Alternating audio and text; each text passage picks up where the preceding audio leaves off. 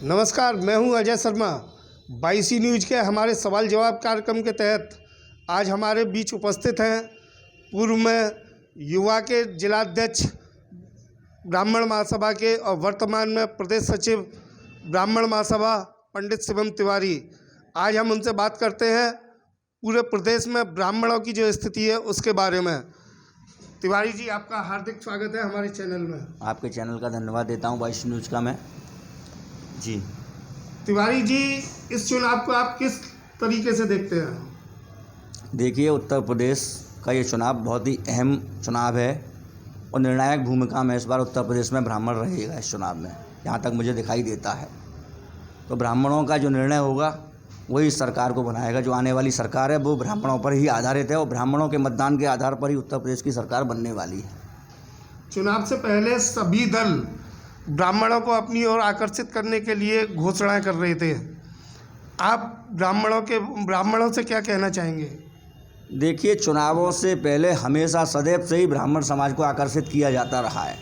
उत्तर प्रदेश के परिप्रेक्ष्य में हमेशा लोक लुभावन वादे चुनावों से पहले ब्राह्मण समाज को दिए जाते हैं और चुनाव होने के बाद ब्राह्मण समाज का वोट लेने के बाद ब्राह्मणों का तिरस्कार किया जाता रहा है। ये सरकार हो, इससे पहले की सरकारें रही हों, किसी सरकार ने ब्राह्मणों के लिए कोई कार्य नहीं किया, मुझे ऐसा दिखाई देता है। ब्राह्मण नौजवान इस बार किस ओर रुख करेगा? देखिए, ब्राह्मण नौजवान इस बार आर्थिक रूप से बहुत बुरी तरीके से पिछड़ा हुआ है। शिक्षा का स्तर उनका समाप्त हो चुका है। शैक्षिक स्तर पर उनको कोई सरकारी मदद नहीं मिलती है। आर्थिक रूप से ब्राह्मण नौजवान टूटा हुआ है। सरकार की किसी योजना का कोई लाभ उनको नहीं मिल पाता है। तमाम व्यापार धंधे उद्योग ब्राह्मणों के चौपट पड़े हुए हैं। कोरोना काल में बुरी तरीके से ब्राह्मण समाज आर्थिक दंश को झेल रहा है लगातार।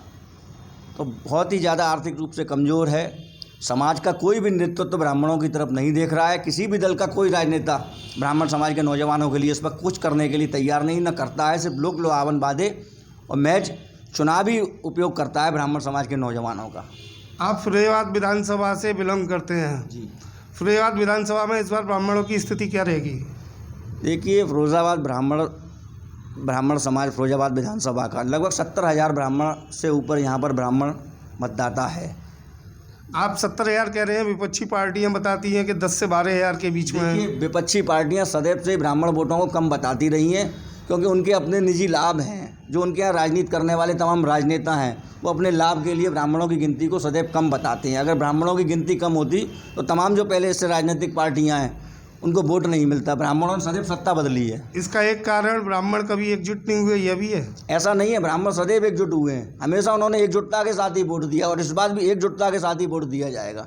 ऐसा नहीं है कि एक नहीं है, लेकिन सदैव वर्तमान परिस्थिति को चिंतन करते हुए उन्होंने वोट दिया है हमेशा से ही। और वर्तमान को भी बड़ी अच्छी तरीके से ब्राह्मण समाज परख रहा है, वर्तमान हालातों को परख रहा है और अपने वोट को एकत्रित करके रख रखा है उन्होंने। ऐसा नहीं है वो एक नहीं होंगे, वो एक होकर ही वोट देंगे इस बार भी।